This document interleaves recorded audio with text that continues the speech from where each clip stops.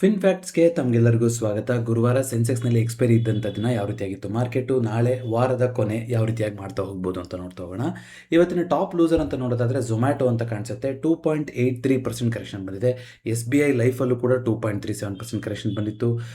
ಹಾಗೆಯೇ ಇಂಡಿಗೋದಲ್ಲಿ 1.83%. ಯಾವಾಗ ಈಗ ಕ್ರೂಡು 85 ಈ ಥರ ಎಲ್ಲ ಇದ್ದಾಗ ATF ಬೆಲೆಗಳು ಜಾಸ್ತಿ ಆಗುತ್ತೆ ಅನ್ನೋವಂಥ ಪರಿಸ್ಥಿತಿನಲ್ಲಿ 1.83% ಅಪ್ಮೌಂಟ್ ಬಂದಿದೆ.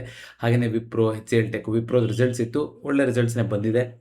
ಇಯರ್ ಆನ್ ಇಯರ್ ಅಂತ ನೋಡ್ತಾ ಬರೋದಾದರೆ ಮಾರುತಿನಲ್ಲೂ ಕೂಡ 1.47% ಅಪ್ಮೌಂಟ್ ಬಂದಿತ್ತು. ಸೌತ್ ಕೊರಿಯಾದಲ್ಲಿ ಸೆಮಿಕಂಡಕ್ಟರ್ ಸ್ಟಾಕ್ಗಳಲ್ಲಿ ಸೆಲ್ಲಿಂಗು ಅದೇ ರೀತಿಯಾಗಿ ಕಂಟಿನ್ಯೂ ಆಗಿದೆ. ಒಂದು 6% ಏನೋ ಬಿದ್ದಿದೆ ಇವತ್ತು ಸೌತ್ ಕೊರಿಯಾ ಇಂಡೆಕ್ಸ್. ಅದನ್ನು ಮಾತಾಡೋಣಂತೆ.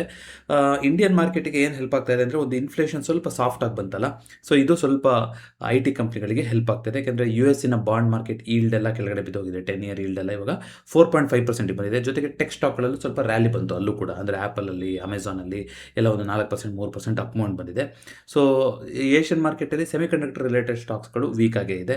ಸೊ ಕ್ರೂಡು 85 ಅಲ್ಲಿ ಬಂದು ನಿಂತ್ಕೊಂಡಿದೆ, ಏನೂ ಕೂಡ ಚೇಂಜ್ ಆಗ್ತಾ ಇಲ್ಲ. ಗೋಲ್ಡ್ ಸ್ವಲ್ಪ ಕೆಳಗಡೆನೇ ಇತ್ತು ಇವತ್ತು. ಸೊ ನೋಡಂತೆ ಯಾವ ರೀತಿಯಾಗಿ ಚೇಂಜ್ ಆಗುತ್ತೆ ಅಂತ. ಇದು US ಇರಾನ್ದು ಎಕ್ಸ್ಚೇಂಜ್ಗಳಾಗ್ತಾ ಇದೆ. ಅವ್ರದ್ದು ಕಮಾಂಡ್ ಸೆಂಟ್ರಿಗೆ ಹೊಡೆದ್ರು, ಏರ್ ಡಿಫೆನ್ಸ್ ಸೈಟ್ಗಳಿಗೆ ಹೊಡೆದ್ರು ಅನ್ನೋದು ಬರ್ತಾ ಇದೆ. ಬಟ್ ನೆನ್ನೆ ಹೇಳಿದ್ದೀನಿ, ಮಿಸೈಲ್ಗಳು ಎಷ್ಟು ಎಕ್ಸ್ಚೇಂಜ್ ಆಯಿತು ಅನ್ನೋದಕ್ಕೆ ಮಾರ್ಕೆಟ್ ತಲೆ ಕೆಡಿಸ್ಕೊಳೋದನ್ನು ಬಿಟ್ಟುಬಿಟ್ಟಿದೆ ಇವಾಗ. ಅದನ್ನು ತಲೆ ಕೆಡಿಸ್ಕೊಳಕ್ಕೆ ಹೋಗೋದಿಲ್ಲ. ಸೊ ಕ್ರೂಡು ಕೂಡ ಅದೇ ರೀತಿಯಾಗಿ ರಿಫ್ಲೆಕ್ಟ್ ಆಗ್ತಾ ಇದೆ. ಹಾಗೆಯೇ ಇವತ್ತು ನಿಫ್ಟಿ ನೆಕ್ಸ್ಟ್ 15 ಅಂತ ನೋಡೋದಾದರೆ ಸ್ವಲ್ಪ ಜಾಸ್ತಿ ನೆಗೆಟಿವ್ ಆಗಿತ್ತು ಸ್ಟಾಕ್ಗಳು. HDFC AMCನಲ್ಲಿ ರಿಸಲ್ಟ್ ಬಂದಿತ್ತು, ಎಲ್ಲ ಆಗಿತ್ತು, ಪಾಸಿಟಿವ್ ಅಂತ ಬಂದಿತ್ತು. ಇವತ್ತು ಇಮಿಡಿಯೇಟಾಗಿ ಸೆಲ್ಲಿಂಗ್ ಬಂದಿದೆ. ಫಾಲೋ ಅಪ್ ಮಾಡಬೇಕಾದ್ರೆ ಏನಾಗಿದೆ ಅಂತ. ಸೊ 4.65% ಕರೆಕ್ಷನ್ ಬಂದಿದೆ. ಆ್ಯಪ್ ಇಂಡಿಯಾ 2 ದಿನದಿಂದ ಪಾಸಿಟಿವ್ ಆಗಿ ಹೋಗ್ತಾ ಇದೆ ನೋಡಿ. ಇವತ್ತು ಕೂಡ 6.43% ಅಮೌಂಟ್ ಬಂದಿತ್ತು. Tata motors commercial vehicle, Siemens energy ಇದರಲ್ಲೆಲ್ಲೂ ಕೂಡ ಇವತ್ತು ನೆಗೆಟಿವಿಟಿ ಬರ್ತಾ ಹೋಯಿತು. ಹಾಗಾದರೆ ನಿಫ್ಟಿ ಏನಾಗಿದೆ ಅಂತ ನೋಡ್ಕೊಂಬರೋದಾದರೆ, ನಿಫ್ಟಿ ಅದೇ ಝೋನಲ್ಲಿ ಉಳ್ಕೊಂಡಿದೆ, ಯಾವುದೇ ಕೂಡ ಬದಲಾವಣೆಗಳಾಗಿಲ್ಲ. ಬಟ್ ಇನ್ಫ್ಯಾಕ್ಟ್ ಇವತ್ತೊಂದು ಲೋಯೆಸ್ಟ್ ಪಾಯಿಂಟಿಗೆ ಬಂದು ಕ್ಲೋಸಿಂಗ್ ಆಗಿದೆ ಅಂತ ಹೇಳ್ತಾ ಹೋಗ್ಬೋದು. ಯಾಕೆಂದರೆ ಈ ಒಂದು ಪಾಯಿಂಟ್ ಏನಿತ್ತು, ಇದು 24,086 ಈ ಆಸ್ಪಾಸ್ ಝೋನು, 24,050ರಿಂದ 86. ಇದು ಒಂದು ಬಸ್ ಸ್ಟ್ಯಾಂಡಿನ ಬೇಸ್ ಅಂತ ಹೇಳ್ತಾ ಹೋಗ್ಬೋದಲ್ವಾ. ನೋಡಿ, ಇಲ್ಲಿ ಬಸ್ ಸ್ಟ್ಯಾಂಡ್ ಮಾಡ್ಬಿಟ್ಟು ಮೇಲ್ಗಡೆ ಹೋಗಿದೆ, ಇಲ್ಲಿ ಬಸ್ ಸ್ಟ್ಯಾಂಡ್ ತೊಗೊಂಡಿತ್ತು, ಇವತ್ತು ಆ ಬಸ್ ಸ್ಟ್ಯಾಂಡ್ ಹತ್ರ ಬಂದಿದೆ, ಇಲ್ಲಿಂದ ಇರುವಂಥ ಸಪೋರ್ಟ್ ಇದೆ, ಇದೆಲ್ಲ ಇದೆ. ಅಂದರೆ ಪ್ರತಿದಿನ ಐ ಥಿಂಕ್ ರಾಘವೇಂದ್ರ ಅವರು ಕಮೆಂಟ್ ಮಾಡಿದರು, ಪ್ರತಿದಿನ 12-12:30 ಟೈಮಿಗೆ ಒಂದು ಸೆಲ್ಲಿಂಗ್ ಬರುತ್ತೆ ನಿಮಗೆ ಮಾರ್ಕೆಟಲ್ಲಿ. ನೋಡಿ, ಈ ಥರ ಈ ಒಂದು ಸೆಲ್ಲಿಂಗ್ ಇಲ್ಲಿ ಬಂತಲ್ಲ ಇವತ್ತು, ಈ ಥರ ಸೆಲ್ಲಿಂಗ್ಗಳು ಬರ್ತಾ ಇದೆ. ಒಂದು 2-3 ದಿನದಿಂದ ಆ ಪ್ಯಾಟರ್ನ್ಗಳು ಸಿಗ್ತಾ ಇದೆ ನಮಗೆ. ಆದರೆ ಆ ಲೋನ ಬಿಟ್ಟು ಮೇಲ್ಗಡೆ ಹೋಗೋಕ್ಕಾಗ್ತಿಲ್ಲ. ಸೆಲ್ಲಿಂಗ್ ಬರುತ್ತೆ, ಅದಾದ್ಮೇಲೆ ಹಾಗೆ ಪಾಸ್ ಆಗುತ್ತೆ, ಸೆಲ್ಲಿಂಗ್ ಬರುತ್ತೆ, ಹಾಗೆ ಪಾಸ್ ಆಗುತ್ತೆ. ಇದೇ ರೀತಿ ಆಗ್ತಾಯಿದೆ. ಎಲ್ಲಿ ತನಕ ಈ ಪ್ಯಾಟರ್ನ್ ಹೇಗೆ ಇರುತ್ತೋ, ಈ ಝೋನ್ ಅಂದರೆ ಒಂದು ಗ್ಯಾಪ್ ಆಫ್ ಓಪನಿಂಗ್ ಆಗೋದು, 12 ವರ್ಷಕ್ಕೆ ಸೆಲ್ಲಿಂಗ್ ಬರೋದು, ಇಲ್ಲಿ ನಿಂತ್ಕೊಳ್ಳೋದು, ಇದೇ ಥರ ಆಗ್ತಾ ಇರುತ್ತೆ. ಬಟ್ ಈ ಪಾಯಿಂಟನ್ನು ಮಲ್ಟಿಪಲ್ ಟೈಮ್ಸ್ ಆಲ್ರೆಡಿ ಟೆಸ್ಟ್ ಆಗಿ ಹೋಗಿದೆ ಮಾರ್ಕೆಟು. ಸೊ ನಾಳೆ ಏನಾದರೂ ಇದನ್ನ ಬ್ರೀಚ್ ಮಾಡ್ತೀವಾ ಗೊತ್ತಿಲ್ಲ, ನೋಡೋಣಂತೆ. ಬ್ರೀಚ್ ಮಾಡೋಂಥ ಸಿಚುವೇಶನ್ ಬರುತ್ತಾ ಅಂತ. ಬಟ್ ಇಂಡಿಯಾ ವಿಕ್ಸಲ್ಲೇ ಇವತ್ತು ಪಾಸಿಟಿವ್ ಆಗೇ ಇತ್ತು, ಏನು ಕೂಡ ಅಂತ ತಲೆ ಕೆಡಿಸ್ಕೊಳ್ತಿಲ್ಲ ಅಂತ. ಬಟ್ 24,000 ಸುಮಾರು ದಿನದಿಂದ ಮಾರ್ಕೆಟು ಟೆಸ್ಟ್ ಮಾಡ್ತಾ ಇದೆ, ಅದರ ಅದಕ್ಕಿಂತ ಕೆಳಗಡೆ ಹೋಗ್ತಾ ಇಲ್ಲ. ಸೊ ಇದು 24,000 ಈಗಲೂ ಕೂಡ ಸಪೋರ್ಟ್ ಇದೆ ಅನ್ನೋದನ್ನು ಹೇಳ್ತಾ ಇದೆ. ಸೊ ಈ ಝೋನ್ ಏನೊಂದು ಯಾವತ್ತು ಅಲ್ಲಿಂದ ಒಂದು ಶಾರ್ಪ್ ಆಗಿ ಸೆಲ್ಲಿಂಗ್ ಬಂದಿತ್ತಲ್ಲ, ಅದು ರೆಸಿಸ್ಟೆನ್ಸ್ ಆಗಿ ಕೂಡ ಉಳ್ಕೊಂಡಿದೆ. ಅಂದರೆ ಒಂದು ವೆರಿ ನ್ಯಾರೋ ರೇಂಜಲ್ಲಿ ಇದೆ ಅಲ್ವಾ. 4-5 ದಿನದಿಂದ 24,000ದಿಂದ 24,200 ಇದೇ ರೇಂಜಲ್ಲಿದೆ. ಯಾವತ್ತು ಈ ರೇಂಜನ್ನು ಬಿಟ್ಟು ನಾವು ಮೇಲ್ಗಡೆ ಹೋಗೋಕ್ಕೆ ಶುರು ಆಗ್ತೀವೋ ಅವತ್ತು ಒಂದು 200 ಪಾಯಿಂಟ್ಸ್ಗಳ ಮೂಮೆಂಟ್, ಅಂದರೆ 24,400ನ ಟೆಸ್ಟ್ ಆಗ್ತಾ ಹೋಗ್ಬೋದು. ಕೆಳಗಡೆ ಬಂತು ಅಂದರೆ 23,750, 800ನ ಟೆಸ್ಟ್ ಆಗ್ತಾ ಹೋಗ್ಬೋದು. ಈ ಮೂಮೆಂಟ್ ಸಿಗ್ತಾ ಹೋಗುತ್ತೆ. Longer the best and greater result. So big move ಬರೋದು ಇದೆ ಸದ್ಯದಲ್ಲಿ. ಅದು ನಾಳೆನೇ ಬರುತ್ತಾ, ಮುಂದಿನ ವಾರ ಬರುತ್ತಾ ನೋಡ್ತಾ ಹೋಗೋಣಂತೆ. ಸೊ ಇಂಡಿಯಾ ವಿಕ್ಸ್ ಅಂತ ನಾವು ನೋಡ್ತಾ ಬರ್ತಾ ಇದ್ರೆ, ಇವತ್ತು ಕೂಡ 2.92% ಕರೆಕ್ಷನ್ ಆಗಿ ಇವತ್ತು ಮಾರ್ಕೆಟ್ ಇನ್ನೂ ಸ್ವಲ್ಪ ಚಿಂತೆ ಇಲ್ಲ, ವಾಲಟಿಲಿಟಿ ಕಮ್ಮಿ ಆಗಿದೆ ಅನ್ನೋ ಥರ ಹೇಳ್ತಾ ಇದೆ. ಗಿಫ್ಟ್ ನಿಫ್ಟಿ ಫ್ಲಾಟ್ ಆಗಿತ್ತು, ಬ್ಯಾಂಕ್ ನಿಫ್ಟಿ ನೆಗೆಟಿವ್ ಆಗಿತ್ತು. ಅದೇ ರೀತಿಗೆ ಸೆನ್ಸೆಕ್ಸ್ ಕೂಡ ಇವತ್ತು ಆಲ್ಮೋಸ್ಟ್ ಫ್ಲಾಟಲ್ಲೇ ಎಂಡ್ ಆಗಿದೆ. ಸ್ಮಾಲ್ ಕ್ಯಾಪು ಇವತ್ತು ಸ್ವಲ್ಪ ಸ್ಟ್ರಗಲ್ ಆಗಿತ್ತು, ಕರೆಕ್ಷನ್ ಆಗಿತ್ತಲ್ವ. ಗೋಲ್ಡ್ ಇವಾಗ ನೋಡಿ 4,017 ಈ ಕಡೆಗೆ ಬರ್ತಾ ಇದೆ. ಗೋಲ್ಡ್ ಅಂದಾಗ ನೆನಪಾಯಿತು, ಗೋಲ್ಡಲ್ಲಿ ಒಂದು ದೊಡ್ಡ ಮೂಮೆಂಟು ಬಾಕಿ ಇದೆ ಆಯಿತಾ. ಯಾವಾಗ ಬರುತ್ತೆ ಅನ್ನೋದನ್ನು ನಾವು ನೋಡಬೇಕು. ಮೋಸ್ಟ್ಲಿ ಜುಲೈ 28, 29 ಒಳಗಡೆ ಆ ಮೂಮೆಂಟ್ ಆಗ್ಬೋದು ಅನಿಸ್ತಾ ಇದೆ. ಯಾಕೆ ಈ ಥರ ಆಗ್ತಾ ಇದೆ ಅಂದರೆ, ನೋಡಿ ಇಲ್ಲಿ 1, 2, 3, 4, 5, 6, 7, 8, 9, 10, 11, 12, 13, 14, 15, 16 ಸರಿಸುಮಾರು 16 ದಿನಗಳಿಂದ 17 ದಿನಗಳಿಂದ 4,000ದಿಂದ 4,200 ಈ ಝೋನಲ್ಲಿ ಕೂತ್ಕೊಂಡ್ಬಿಟ್ಟಿದ್ದೀವಿ ನಾವು ಇವಾಗ. ಸೊ ಇದನ್ನೇನಾದ್ರು ಬ್ರೇಕ್ ಆಯಿತು ಅಂದರೆ ಒಂದು ದೊಡ್ಡ ಮೂಮೆಂಟು ಬರುವಂಥ ಸಾಧ್ಯತೆ ಇರುತ್ತೆ ಗೋಲ್ಡಲ್ಲಿ. ಸೊ ಮೇಲ್ಗಡೆ ಹೋಯಿತು ಅಂದ್ರೂ ಕೂಡ 4,400 ಇಂಪಾರ್ಟೆಂಟ್ ಆಗ್ತಾ ಹೋಗುತ್ತೆ, ಅದು ರೆಸಿಸ್ಟೆನ್ಸ್ ಆಗ್ತಾ ಹೋಗುತ್ತೆ. ಒಂದು 200 ಪಾಯಿಂಟ್ಸ್ಗಳ ಮೂಮೆಂಟು ಗೋಲ್ಡಲ್ಲಿ ಬರೋದಿದೆ. ಇದಕ್ಕೆ ಹೇಳೋದು ಬಸ್ ಸ್ಟ್ಯಾಂಡ್ ಆಗಬೇಕು ಅನ್ನೋದು. ಬಸ್ ಸ್ಟ್ಯಾಂಡ್ ಆದರೆ ತುಂಬ ಒಳ್ಳೆಯದು. ಯಾಕೆಂದರೆ ನೋಡಿ, ಇಲ್ಲಿ ಹಿಸ್ಟಾರಿಕಲ್ ಸಪೋರ್ಟ್ ಇರುವಂಥ ಲೆವೆಲು, ಇಲ್ಲಿ ಇಷ್ಟು ದೊಡ್ಡ ಟೈಮ್ ತೊಗೊತಾ ಇರೋದು ಮಾರ್ಕೆಟು. ಒಂದು ದೊಡ್ಡ ಮೂಮೆಂಟ್ ಬರ್ಬೋದಾ ಅಂತ. ಅದು ಕೆಳಗಡೆ ಬಂತು ಅಂದರೆ 3,800 ತನಕ ಆರಾಮಾಗಿ ನಮಗೆ ಗೋಲ್ಡ್ ಹೋಗ್ತಾ ಹೋಗುತ್ತೆ. ಮೇಲ್ಗಡೆ ಇಲ್ಲಿಂದ ರಿಕವರಿ ಬಂತು ಅಂತಂದರೆ ನೋಡೋಣ ಅವಾಗ. ಅಂದರೆ ಇಲ್ಲಿ ಒಂದು ಆಗಿ ಥರ ಆಗಿ ಡಬ್ಲ್ಯೂ ಪ್ಯಾಟರ್ನ್ ಆಗಿ ಮೇಲ್ಗಡೆ ಹೋಯಿತು ಅಂದರೆ 4,400 ತನಕ ಆಗುತ್ತೆ. ಎರಡರಲ್ಲಿ ಒಂದು ಮೂಮೆಂಟು 28, 29 ಅಂದರೆ ಈ ತಿಂಗಳು ಕೊನೆಯಷ್ಟೊತ್ತಿಗೆ ಆಗುವಂಥ ಎಲ್ಲ ಸಾಧ್ಯತೆಗಳು ಇದೆ ಗೋಲ್ಡಲ್ಲಿ. ಬಟ್ ಸ್ಲೈಟ್ಲಿ ಸ್ವಲ್ಪ ನೆಗೆಟಿವ್ ಸೈಡೇ ಇರ್ತಾ ಹೋಗ್ಬೋದು ನಾವು, ಯಾಕೆಂತಂದರೆ ತುಂಬ ರ್ಯಾಲಿ ಆಗಿ ಹೋಗಿದೆ ಗೋಲ್ಡಲ್ಲಿ. ಸೊ ನೋಡೋಣ, ಚೈನಾದು ಕೂಡ ಇವಾಗ $38,000 ಅಷ್ಟು ಗೋಲ್ಡ್ ಖರೀದಿ ಮಾಡ್ತಾರೆ ಅಂತ ಹೇಳ್ತಾ ಇದೆ. 24/7 ಗೋಲ್ಡ್ ಇವಾಗ ಟ್ರೇಡ್ ಮಾಡ್ಬೋದು ಅಂತೆಲ್ಲ ಸುದ್ದಿ ಬರ್ತಾ ಇದೆ. ಇದ್ರ ಬಗ್ಗೆ ಡೆಡಿಕೇಟೆಡ್ ಡೆಡಿಕೇಟೆಡ್ ವಿಡಿಯೋ ಮಾಡಬೇಕಾಗುತ್ತೆ. ಸುಮಾರು ಸುದ್ದಿಗಳು ಹರಿದಾಡ್ತಾ ಇದೆ. ಚೈನಾದಲ್ಲಿ ನೋಡಿ ಅವ್ರು ಮೊದಲಿಂದನೂ ಎಷ್ಟು ಗೋಲ್ಡನ್ನು ತಗೊತಾರೆ ಏನು ಅನ್ನೋದನ್ನ ಡೇಟಾ ಲೀಕ್ ಮಾಡೋದಿಲ್ಲ. ಬಟ್ ಹಿಂದೆ ಎಲ್ಲ ನಿಮಗೆ ನೆನಪಿರ್ಬೋದು, ಈಗ ಇದ್ರದ್ದೆಲ್ಲ ಮೊನ್ನೆ ಬಂತಲ್ಲ, ಗೋಲ್ಡನ್ನು ನೀವು ಲಾಕರಲ್ಲಿ ಇಡ್ಬೋದು ಈ ಥರ ಅಂತ. ಅಮೆರಿಕದಲ್ಲಿ ಈ ಥರ ಆಗಿದೆ. ಒಂಥರ ಎಮರ್ಜೆನ್ಸಿ ಸಿಚುಯೇಷನ್ ಬಂದಾಗ ಯಾರ್ಯಾರ ಹೆಸರಲ್ಲಿ ಗೋಲ್ಡ್ ಇತ್ತು ಇದನ್ನ ಸರ್ಕಾರದ್ದು ಅಂತ ಹೇಳಿ ಮುಟ್ಗೋಲು ಹಾಕೊಂಡಿರೋಂಥದ್ದು ತುಂಬ ಹಿಂದೆ ಒಂದ್ಸಲ ಆ ಥರ ಆಗಿದೆ. ಆ ಥರ ಸಿಚುಯೇಷನ್ ಎಲ್ಲ ಇವಾಗ ಆಗುತ್ತಾ ಗೊತ್ತಿಲ್ಲ. ಬಟ್ ಇವ್ರದ್ದು $1 ಟ್ರಿಲಿಯನ್ ಗಟ್ಟಲೆ ಇವ್ರದ್ದು ಡೆಟ್ ಇದೆ ಅಮೆರಿಕದ್ದು. ಇದ್ರ ಬಗ್ಗೆ ಡೆಡಿಕೇಟೆಡ್ ವಿಡಿಯೋ ಹಿಂದೆ ಸುಮಾರು ಸಲ ಮಾತಾಡಿದ್ದೀನಿ, ಸಾಲದ ಸುಳಿಯಲ್ಲಿ ಅಮೆರಿಕ ಅಂತ. ಸೊ ಇವ್ರದ್ದು ನವಂಬರ್ ಅಷ್ಟೊತ್ತಿಗೆ ಎಲೆಕ್ಷನ್ ಕೂಡ ಇದೆ. ಈಗ ಇಂಟ್ರೆಸ್ಟ್ ರೇಟ್ನ ಇವಾಗ ಇವರು ಜಾಸ್ತಿ ಮಾಡಿದ್ರು ಅಂತಂದರೆ, ಈಗ ಇವರು ಸಾಲಗಳೇನಿರುತ್ತೆ ಅಥವಾ ಏನು ಬಾಂಡ್ ಈಲ್ಡ್ಗಳಿದೆ, ಅವರು ಈಲ್ಡ್ಗಳಿರುತ್ತೆ, ಅವ್ರಿಗೂ ಕೂಡ ಇವರು ಜಾಸ್ತಿ ಇಂಟ್ರೆಸ್ಟ್ ರೇಟಲ್ಲೇ ಕೊಡಬೇಕಾಗುತ್ತೆ. ಹಾಗಾಗಿ ಇಂಟ್ರೆಸ್ಟ್ ರೇಟ್ನ ಜಾಸ್ತಿ ಮಾಡೋದಕ್ಕೆ ಟ್ರಂಪ್ ಅವ್ರದ್ದು ಕೂಡ ಒಪ್ಪಿಗೆ ಇರೋದಿಲ್ಲ. ಹಾಗಂತ ಇಂಟ್ರೆಸ್ಟ್ ರೇಟ್ನ ಜಾಸ್ತಿ ಮಾಡಿಲ್ಲ ಅಂದರೆ ಇನ್ಫ್ಲೇಷನ್ ಕೂಡ ಆಗುತ್ತೆ. ಸೊ ಕೆವಿನ್ ವಾರ್ಶ್ ಅವರಿಗೆ ಒಂದು ಕಷ್ಟದ ಪರಿಸ್ಥಿತಿನೇ ಇದೆ ಅಲ್ಲಿ. ಸೊ ನೋಡೋಣಂತೆ ಈ ಫುಟ್ಬಾಲ್ ವರ್ಲ್ಡ್ ಕಪ್ಪು ಇದೆಲ್ಲ ಆದಮೇಲೆ, ಯಾಕೆಂದರೆ ಅದೆಲ್ಲ ನ್ಯೂ ಜೆರ್ಸಿ ಅಲ್ಲೇ ನಡೀತಾ ಇರೋದಲ್ವಾ. ಐ ಥಿಂಕ್ 20ನೇ ತಾರೀಕು ಆದಮೇಲೆ ಅಮೆರಿಕನೂ ಕೂಡ ಏನಾದರೂ ದೊಡ್ಡದ ನಿರ್ಧಾರ ತೊಗೊಳೋದು ಆ ಥರದ್ದಿತ್ತು ಅಂದರೆ ಮಾಡ್ತಾ ಹೋಗ್ತಾರೆ. ಯಾಕಂದರೆ ಫೈನಲ್ಸ್ ಅಲ್ಲಿ ನಡೀತಾ ಇರೋದ್ರಿಂದ US ಅಲ್ಲಿ ಸಲ. ಸೊ ಏನಾದರೂ ಬಿಗ್ ಮೂಮೆಂಟ್ಗಳು ಬರೋದಾದರೆ ಅದು ಆದಮೇಲೆ ಬರ್ಬೋದೇನೋ, ಅದಕ್ಕೋಸ್ಕರ ಎಲ್ಲ ತಣ್ಣಗಿದೆಯೋ ಗೊತ್ತಿಲ್ಲ. ಬಟ್ ಅವ್ರೇನು ಮಾಡೋದನ್ನೇನು ನಿಲ್ಲಿಸಿಲ್ಲ. US ಇರಾನ್ದು ಎಕ್ಸ್ಚೇಂಜ್ಗಳು ನಡೀತಾನೆ ಇದೆ. ಬಟ್ ಎಲ್ಲ ಅಲ್ಲಿದೆ, ಸ್ಟ್ರೈಟ್ ಆಫ್ ಹಾರ್ಮುಸು ಆ ಕಡೆ ಇದೆ.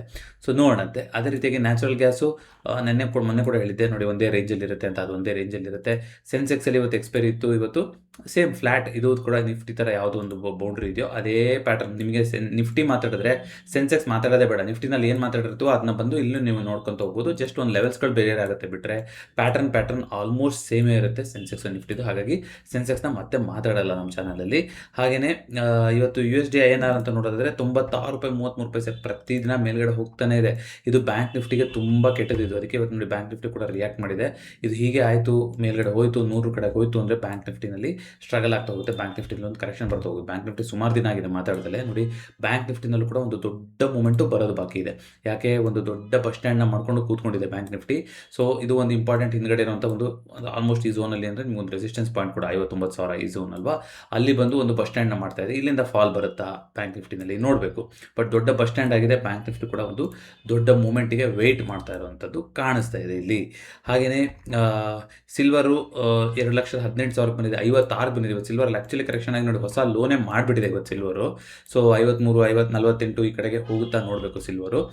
ಗೋಲ್ಡು 4,000 ಲೆವೆಲ್ ಇನ್ನೂ ಬಿಟ್ಕೊಟ್ಟಿಲ್ಲ. ಬಟ್ ನೆಗೆಟಿವ್ ಟೆರಿಟರಿಯಲ್ಲೇ ನಡೀತಾ ಇದೆ. ನೋಡೋಣಂತೆ ಏನಾಗ್ತಾ ಹೋಗುತ್ತೆ ಅಂತ. ಒಂದಿಷ್ಟು ಆಪ್ಷನ್ ಚೇಂಜ್ ನೋಡ್ತಾ ಬರ್ತಾಯಿದ್ರೆ ಸೆನ್ಸೆಕ್ಸ್ ಇವತ್ತು ಮುಗಿದೋಗಿದೆ ಎಕ್ಸ್ಪೈರಿ. ನಿಫ್ಟಿದು ಇವಾಗ 24,100, 24,200 ಇದೆಲ್ಲ ಡಾಮಿನೇಷನ್ ಆಗಿದೆ. 24,000 ಈಗಲೂ ಕೂಡ ಸಪೋರ್ಟ್ ಅನ್ನೋದು ಇದೆ. ಬಟ್ PCR ಇವಾಗ ಕಂಪ್ಲೀಟಾಗಿ ನೆಗೆಟಿವ್ ಆಗಿದೆ. 10 ಸ್ಟ್ರೈಕಲ್ಲಿ ನೋಡೋದು ಅಂದರೆ ಇಲ್ಲಿ ಯಾವುದು ಕೂಡ ಅಂಥ ದೊಡ್ಡ ಸಪೋರ್ಟ್ ಬಿಲ್ಡಪ್ ಆಗಿಲ್ಲ. ಇಲ್ಲಿ ರೆಸಿಸ್ಟೆನ್ಸ್ಗಳು ಬಿಲ್ಡ್ ಆಗಿದ್ದಷ್ಟು ಅಂತ ನಾವು ಹೇಳ್ತಾ ಹೋಗ್ಬೋದು. ಹಾಗಾಗಿ ಒಂದು ದೊಡ್ಡ ರೆಸಿಸ್ಟೆನ್ಸು ಬಿಲ್ಡ್ ಆಗಿದೆ. ನಿಫ್ಟಿಗೆ ಮೇಲೆ ಹೋಗುವಂಥ ಸಾಧ್ಯತೆ ಕಮ್ಮಿ ಇದೆ. ವಿಕ್ಸ್ ಎಲ್ಲ ಕೆಳಗಡೆ ಇದೆ ಅಂತ ಅಂದ್ರೂ ಕೂಡ ಇವತ್ತು 24,000 ಹತ್ತತ್ರ ಬಂದು ಕ್ಲೋಸಿಂಗ್ ಆಗಿರೋದು ಇದು ಒಂದು ಸ್ವಲ್ಪ ಆತಂಕಕಾರಿ ಸ್ಥಿತಿ ಅಂತ ಹೇಳ್ತಾ ಇದೆ ಆಸ್ ಪರ್ OI ನೋಡೋದಾದರೆ. ನಾಳೆ ಏನು ಮಾಡುತ್ತೆ ಅನ್ನೋದು ನೋಡೋಣಂತೆ. ಜೊತೆಗೆ F&O ಸ್ಟಾಕ್ಸ್ಗಳು ನೋಡೋದಾದರೆ 123 ಸ್ಟಾಕ್ಗಳು ನೆಗೆಟಿವ್ ಆಗೇ ಇತ್ತು. ಕನ್ಸ್ಯೂಮರ್ ಡ್ಯೂರೇಬಲ್ಸ್ ಇವತ್ತಿನ ಟಾಪ್ ಗಿನ್ನರ್ ಆಗಿದೆ. ಹಾಗೆಯೇ ಇವತ್ತು ಕ್ಯಾಪಿಟಲ್ ಮಾರ್ಕೆಟಲ್ಲಿ 2.4%. ಕ್ಯಾಪಿಟಲ್ ಮಾರ್ಕೆಟಲ್ಲಿ ಯಾವ್ದು ಬರುತ್ತೆ, ನಮ್ಮ IEX ಅಲ್ಲಿ 5.54%. ಒಂದಿಷ್ಟು ಬ್ರೋಕರೇಜ್ ಕಂಪ್ನಿಗಳದ್ದು ರಿಸಲ್ಟ್ಸ್ ಬಂದಿದೆ. ಗ್ರೋತ್ ಆಗಿರ್ಬೋದು, ಇವ್ರದ್ದೆಲ್ಲ ಇನ್ನೊಂದೆರಡು ಪ್ಲಾಟ್ಫಾರ್ಮ್ ನೋಡಿದೆ. ಸೊ ಮೋತಿಲಾಲ್ ಆಸ್ವಾಲ್ದಲ್ಲ, ಏಂಜಲ್ ಒಂದು ಅನ್ಸುತ್ತೆ, ಏಂಜಲ್ ಒಂದು, ಗ್ರೋದು ಇವ್ರದ್ದೆಲ್ಲ ರಿಸಲ್ಟ್ಸ್ ಬಂದಿದೆ. ಪಾಸಿಟಿವ್ ಆಗಿ ರಿಸಲ್ಟ್ಸ್ ಬಂದಿತ್ತು. ಬಟ್ ಇವತ್ತು ಏಂಜಲ್ ಒನ್ನಲ್ಲಿ ಕರೆಕ್ಷನ್ ಬಂದಿದೆ. HDFC AMC ಅಲ್ಲಿ ಕರೆಕ್ಷನ್ ಬಂದಿದೆ. ಸ್ವಲ್ಪ ಯಾವ್ಯಾವುದು ಕನ್ಸ್ಯೂಮರ್ ಮಾರ್ಕೆಟ್ ಅಂದರೆ, ಕ್ಯಾಪಿಟಲ್ ಮಾರ್ಕೆಟ್ ಅಂದರೆ ಇದು ಸ್ಟಾಕ್ ಮಾರ್ಕೆಟ್ ರಿಲೇಟೆಡ್ ಸರ್ವಿಸ್ ಕೊಡುವಂಥ ಕಂಪ್ನಿಗಳು, ಅದು KFin ಟೆಕ್ ಆಗಿರ್ಬೋದು, ಕ್ಯಾಂಪ್ಸ್ ಆಗಿರ್ಬೋದು, BSE ಆಗಿರ್ಬೋದು, ಸುಮಾರೆಲ್ಲ ಮೋನೋಪಲಿ ಬಿಸ್ನೆಸ್, CDSL, MCX ಇದೆಲ್ಲ ಕೂಡ ಇವತ್ತು ಕರೆಕ್ಷನ್ ಇದೆ. ಎಕ್ಸೆಪ್ಟ್ IEX ಇನ್ನೆಲ್ಲದರಲ್ಲೂ ಕೂಡ ಕರೆಕ್ಷನ್ ಬಂದಿದೆ. ಸೊ ಒಂದೇನು ಸೆಂಟಿಮೆಂಟ್ ಶುರುವಾಗಿತ್ತು ಎಲ್ಲ ಕಡೆ ಅಂತಂದರೆ, ಓಕೆ FIಗಳು ವಾಪಸ್ ಬೈ ಮಾಡೋಕ್ಕೆ ಶುರು ಮಾಡಿದ್ದಾರೆ, ಬೈಯಿಂಗ್ ಸೆಂಟಿಮೆಂಟ್ ಆಗಿದೆ ಅಂತ. ಅದು ಯಾಕೆ ಆ ಥರ ಆಯಿತು ಅಂದರೆ, ಮಧ್ಯದಲ್ಲಿ ಒಂದು 3-4 ದಿನ ಬೈ ಮಾಡಿಬಿಟ್ರು ನೋಡಿ. 1,300 ಕೋಟಿ, 1,900 ಕೋಟಿ, 2,000 ಕೋಟಿ. ಸೊ ಜುಲೈ ಇನ್ನೂ ಇವಾಗಷ್ಟೇ ಶುರುವಾಗಿತ್ತು. ಜುಲೈಯಲ್ಲಿ ನಂಬರು ಪಾಸಿಟಿವ್ ಆಗಿತ್ತು. ಇವಾಗಲೂ ಪಾಸಿಟಿವ್ ಆಗಿಲ್ವಾ? ಇದೆ. ಒಟ್ಟಾರೆ ಈ ತಿಂಗಳಲ್ಲಿ 35 ಕೋಟಿ ಪಾಸಿಟಿವ್ ಆಗೇ ಇದ್ದಾರೆ. ಸೆಲ್ ಮಾಡೋದಕ್ಕಿಂತ ಪಾಸಿಟಿವ್ ಆಗೇ ಇದ್ದಾರೆ. ಆದರೆ 2-3 ದಿನದಲ್ಲಿ ಆಲ್ರೆಡಿ ಆ ಸೆಲ್ಲಿಂಗ್ನ ಮಾಡಿಕೊಂಡು ಎಷ್ಟು ಪಾಸಿಟಿವ್ ಆಗಿದ್ರು ಅಷ್ಟು ಪಾಸಿಟಿವ್ ಆಗಿಲ್ಲ FIಗಳು. ಸೊ ಹಾಗಾಗಿ FIಗಳು ತೀರಾ ಬಂದ್ಬಿಟ್ರು ಅನ್ನೋದು ನೋಡಿ ಮಧ್ಯದಲ್ಲಿ ಈ ಥರ ಸೆಲ್ಲಿಂಗ್ ಆದಾಗಲೇ ನಮ್ಗೆ ಗೊತ್ತಾಗ್ತಾ ಹೋಗುತ್ತೆ. ಆ ಥರದ್ದೇನು ಬದಲಾವಣೆಗಳು ಆಗಿಲ್ಲ. ಬಟ್ ಆ ಥರದ್ದು ಬಂದಿತ್ತು ಎಲ್ಲ ಕಡೆ. ಓಕೆ FIಗಳು ಮತ್ತೆ ಬಂದ್ಬಿಟ್ರು, ಬೈ ಮಾಡಿದ್ರು ಅಂತ. DIಗಳು ನೋಡಿ 17,000 ಕೋಟಿ ಬೈ ಮಾಡಿದ್ದಾರೆ. FIಗಳು 35 CR ಪಾಸಿಟಿವ್ ಅಲ್ಲೇ ಇದ್ದಾರೆ. ಇದು ಪ್ರಾಬಬ್ಲಿ ಬಿಕಾಸ್ ನನಗೆ ಅನ್ಸೋದ ಪ್ರಕಾರ ಏನಾಗ್ತಿರ್ಬೋದು ಅಂತಂದರೆ, ಒಂದಿಷ್ಟು ಇವರು ಗ್ಲೋಬಲ್ ಮಾರ್ಕೆಟು ಅಂತ ಹೇಳ್ಬಿಟ್ಟು ತೈವಾನು, ಸೌತ್ ಕೊರಿಯಾ ಇದರಲ್ಲೆಲ್ಲ ಇನ್ವೆಸ್ಟ್ ಮಾಡಿದ್ರು ನೋಡಿ. ಇವತ್ತು ತೈವಾನು ನೆಗೆಟಿವ್ ಆಗಿದೆ, ಅಂದರೆ ಫ್ಲಾಟ್ ಆಗಿದೆ. ಸೌತ್ ಕೊರಿಯಾ 6.8% ಕರೆಕ್ಷನ್ ಬಂದಿದೆ. ಸೊ ಅದು ತುಂಬ ಒಂದು ಬೇರಿಶ್ ಕ್ಯಾಟಗರಿಗೆ ಎಂಟರ್ ಆಗಿಬಿಟ್ಟಿದೆ. ಯಾಕೆಂತಂದರೆ ಚಾರ್ಟ್ ನೀವು ನೋಡ್ತಾ ಹೋದಾದರೆ ಕೆಳಗಡೆ ಬರ್ತಾನೆ ಇದೆ ಅವ್ರದ್ದು 7,500 8,000ಕ್ಕೆ ಹೋದವರು ಕಾಸ್ಟ್ ಟು ಇಂಡೆಕ್ಸು ಇವಾಗ ನಿಮಗೆ ಫುಲ್ ಕೆಳಗಡೆ ಬಂದಿದೆ ನೋಡಿ. ಹಾಗಾಗಿ ಅಲ್ಲಿಂದ ಪ್ರಾಫಿಟ್ ಬುಕ್ಕಿಂಗ್ ಆಗ್ತಿರೋದನ್ನು ಇಲ್ಲೇ ಉಳಿಸೋಣ ಅಂತ ಇಲ್ಲಿ ಬರ್ತಿರ್ಬೋದು. 9,400ಕ್ಕೆ ಹೋಗಿತ್ತು ಜೂನಲ್ಲಿ, ಈಗ ಲಾಸ್ಟ್ ತಿಂಗಳು. ಸೊ ಅಲ್ಲಿಂದ ನೋಡಿ ಕಂಟಿನ್ಯೂಸ್ ಆಗಿ ಬಿದ್ದಿದೆ. ಎಷ್ಟು ದೊಡ್ಡದಾಗಿ ಬಿದ್ದಿದೆ ಇದು ಸೌತ್ ಕೊರಿಯನ್ ಮಾರ್ಕೆಟು ಸೆಮಿಕಂಡಕ್ಟರ್ ಸ್ಟಾಕಲ್ಲಿ ಒಂದೇ ತಿಂಗಳಲ್ಲಿ 30% ಬಿದ್ದಿದೆ. ಆಫ್ಕೋರ್ಸ್ ಮೇಲ್ಗಡೆ ಹೋಗಿತ್ತು, ಬಟ್ ಯಾವಾಗ ನೋಡಿ ಯಾವಾಗಲೂ ಯಾಕೆ ಮಾತಾಡ್ತಾ ಇರ್ತೀವಿ, ತುಂಬ ಕಮ್ಮಿ ಸಮಯದಲ್ಲಿ ಏಪ್ರಿಲಿಂದ ಜೂನಿಗೆ, ಏಪ್ರಿಲಲ್ಲಿ 5,000 ಇದ್ದಂಥದ್ದು ನಮಗೆ ಜೂನ್ ಬರೋಷ್ಟೊತ್ತಿಗೆ ಅದು 9,000ಕ್ಕೆ ಹೋಗಿದೆ. ಅಂದರೆ 86% ಗ್ರೋತ್ ಆಗಿದ್ದಾಗ 2-3 ತಿಂಗಳಲ್ಲಿ.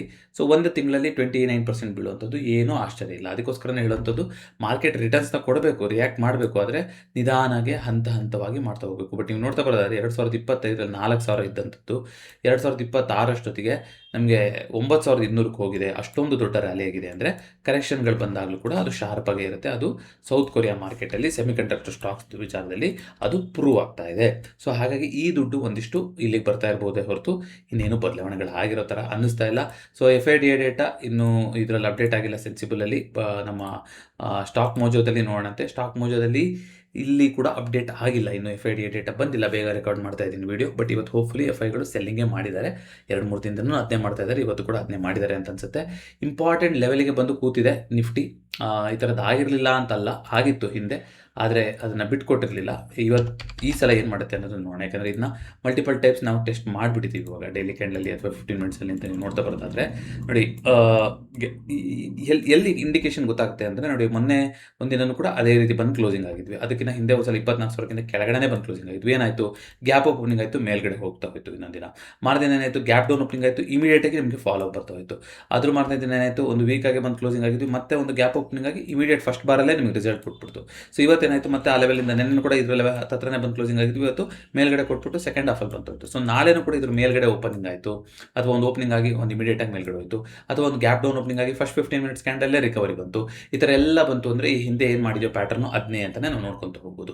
ಯಾವಾಗ 24,000ನ ಆರಾಮಾಗಿ ಬ್ರೀಚ್ ಆಗಿ ಕೆಳಗಡೆ ಬರುತ್ತೋ ಅದನ್ನೇ ನೀವು ಸ್ಟಾಪ್ ಲಾಸ್ ಇಟ್ಕೊಂಡು ಆಗ ಟ್ರೆಂಡ್ ಎಂಟರ್ ಆಗ್ಬೋದು. ಯಾಕೆ ಈ ಥರ ಹೇಳ್ತಾ ಇದ್ದೀನಿ ಅಂದರೆ, ಮಲ್ಟಿಪಲ್ ಟೈಮ್ಸ್ ಈ ಪ್ಯಾಟರ್ನ್ಗಳು ಆಲ್ರೆಡಿ ಟೆಸ್ಟ್ ಆಗಿದೆ. ಹಾಗಾಗಿ ಇಮಿಡಿಯೇಟಾಗಿ ಓಪನಿಂಗಲ್ಲೇ ನೀವು ಗ್ಯಾಪ್ ಡೌನ್ ಓಪನಿಂಗ್ ಆಯಿತು ಅಂತ ಟ್ರ್ಯಾಪ್ ಆಗುವಂಥ ಅವಶ್ಯಕತೆ ಇಲ್ಲ. ಯಾಕಂದರೆ ಮಾರ್ಕೆಟ್ ಆಲ್ರೆಡಿ ಪ್ರೂವ್ ಮಾಡಿ ಹೇಳಿದೆ ಮಲ್ಟಿಪಲ್ ಟೈಮ್ಸ್ ನಾನು ಈ ಪ್ಯಾಟರ್ನ ಮಾಡಿದ್ದೀನಿ ಅಂತ.